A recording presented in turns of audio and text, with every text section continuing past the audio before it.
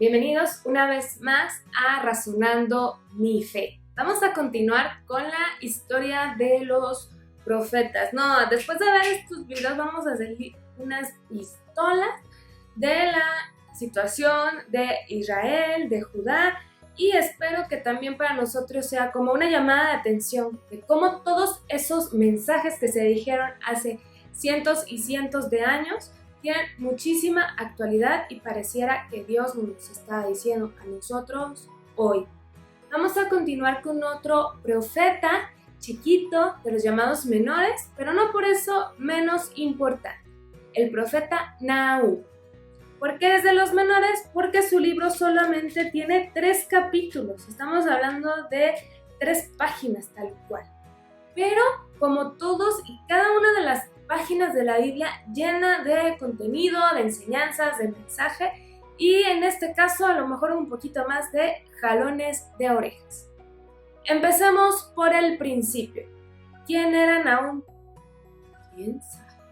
No nos dice, a diferencia de otros profetas que hablan de quién reinaba o dónde vivían o a qué se dedicaban. Nahum no nos dice nada, solamente dice libro de la visión de Nahum, de Elcós.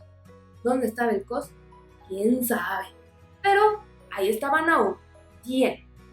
Es muy interesante. Primero, el nombre Nahum significa el que consuela, el que se compadece. Esto es importante porque los profetas suelen tener como esta faceta. Si bien van a regañar muchísimo al pueblo, pero también son conscientes de que no te quedas en el castigo o en la consecuencia o en el regaño, sino que Dios también les inspira a dar ese mensaje de compasión, de misericordia, de apapacho. Nahum, no sabemos de su vida, pero deduciendo por sus escritos, los biblistas, los teólogos le echan la tanteada que seguramente su ministerio fue alrededor del año 660, 612 a.C., lo que lo haría contemporáneo de Jeremías. Si se conocieron o no, no lo sabemos. Jeremías fue un profeta, pues digamos, un poquito más pesado, su libro es muchísimo más grande. Y otra cosa, Nahum, su mensaje no lo dirige al pueblo de Judá, a diferencia de Jeremías. Nahum se lo dirige al pueblo de Nínive. ¿A qué caray? ¿Por qué una historia o una profecía completamente dedicada a un pueblo extranjero quedaría en la Biblia? Pues vamos a verlo y vamos a ver qué profetizó. Empecemos. ¿Y quién era Nínive? Ese sí sabemos.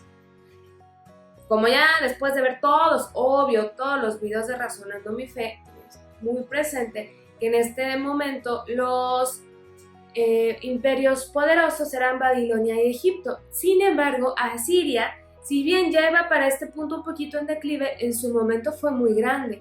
Tan es así que Asiria es el que invade el reino del norte. Y la capital de Asiria era, adivinaste, Nínive.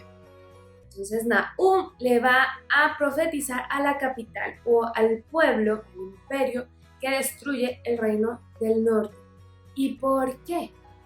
Porque Asiria no era, bueno, nadie pues, pero en este momento vamos a hablar de Asiria. No era que llegara, ay, con permiso, es que quiero tu tierra, ¿te quitas porfis? No, pero para nada. Llegaban, destruían, mataban, robaban y quítense y sálvense quien pueda. Y parecía que les funcionaba, porque seguían y seguían conquistando. Entonces esta como frustración del profeta de ¿por qué los malos ganan? ¿Qué está pasando? Dios, ¿dónde estás? Y él sabe que las cosas no pueden quedar así.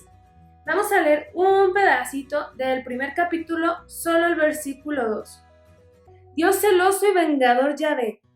Vengador es Yahvé y colérico. Se venga Yahvé de sus adversarios y guarda rencor a sus enemigos.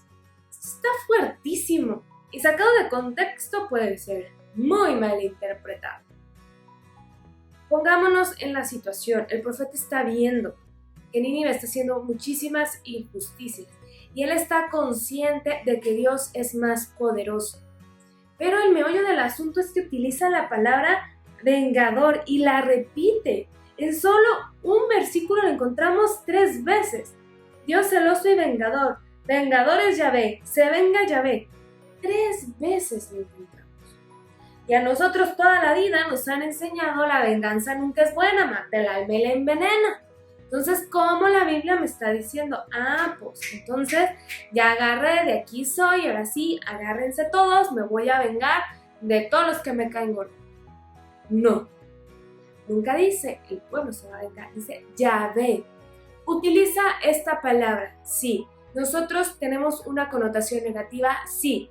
¿Por qué? Porque nosotros es como un plan de desquite, de, me hiciste, te hago, me va mal, te va peor. Y no, con Dios no es así. Con Dios simplemente es que Él nunca jamás va a permitir que gane el mal. Siempre va a ganar el bien. El diablo, Satanás, el mal, el maligno, como lo quieras llamar, jamás será más poderoso que Dios. Y aquí lo que nos recuerda el profeta es que no importa cómo esté la situación de dura, de fea, de crítica, Dios va a ser más poderoso.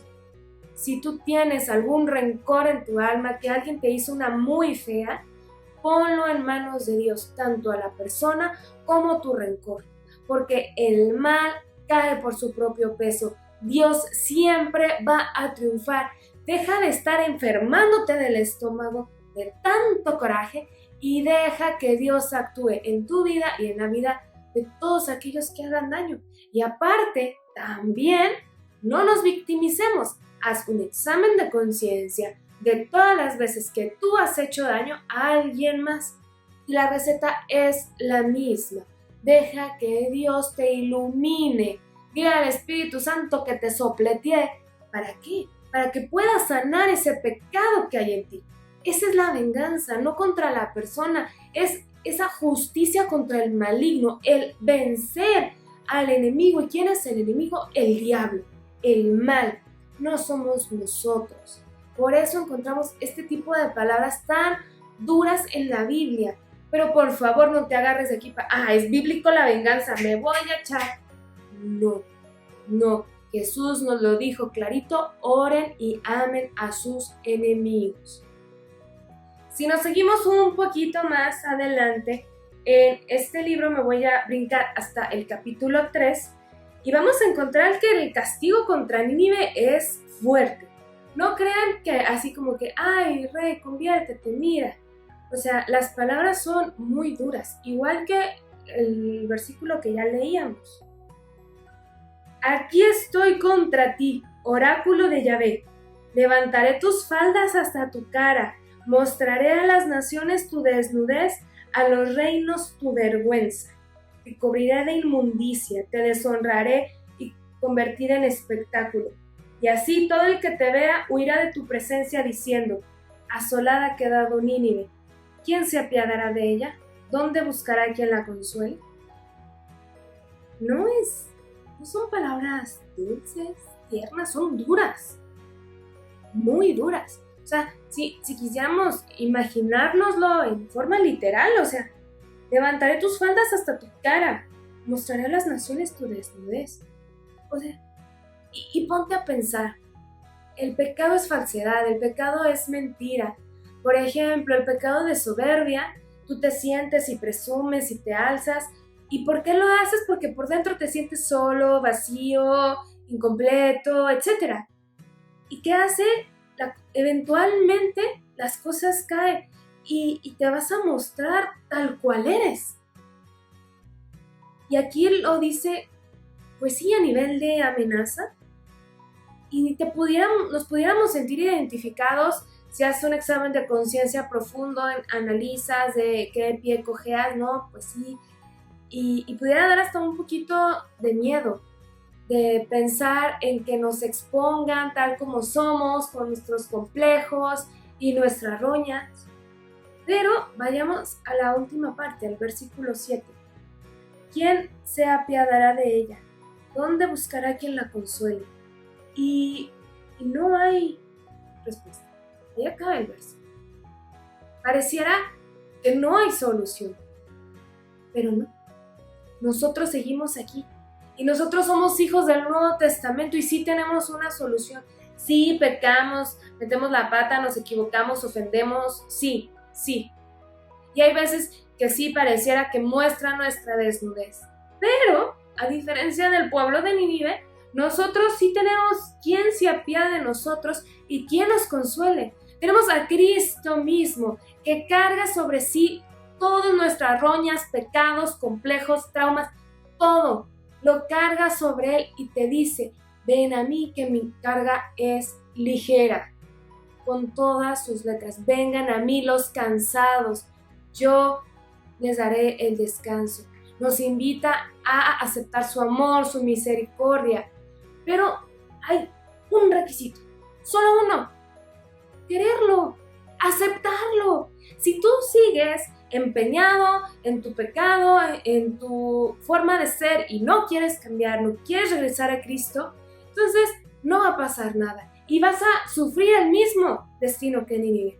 ¿Adivinaste? Nínive fue destruida y desolada completamente. Cuando hablábamos ya de la deportación en el video del profeta Jeremías, ni siquiera mencionamos a Siria. Hablábamos de Babilonia y de Egipto. Nínive no quedó piedra sobre piedra. Bueno, a lo mejor alguna. ¿Pero por qué? Porque no se quiso convertir. Porque no le hizo caso al profeta. Tú todavía estás a tiempo, todavía estás vivo. Tú y yo todavía tenemos la oportunidad de regresar al amor del Padre. Jesús ya nos dijo, yo soy el camino, la verdad y la vida. No podemos decir que no sabemos por dónde. Nosotros sí tenemos quien nos consuele, quien se apiade de nosotros, quien nos levante de donde estemos caídos. No nos anclemos en la parte del pecado, de la desolación, de la desnudez, sino que busquemos salir de ahí de la mano del que nos consuela y de quien se apiada de nosotros. Es por eso que este libro, a pesar de ser dirigido prácticamente en su totalidad a una nación extranjera, queda en el canon bíblico, porque los judíos ven en Nínive su propia historia. No es algo exclusivo de los ninivitas, que hayan pecado y que se alejen del buen camino. Los judíos también, nosotros los cristianos también. Por eso es que nosotros todavía también podemos meditar, aunque sea un profeta muy cortito, un libro muy cortito, tiene mucha sustancia que darnos. Pues hasta aquí la vamos a dejar. Yo soy Liz Franco, esto fue Razonando mi Fe. Y recuerda, razona, cree, ama y contempla. Bye.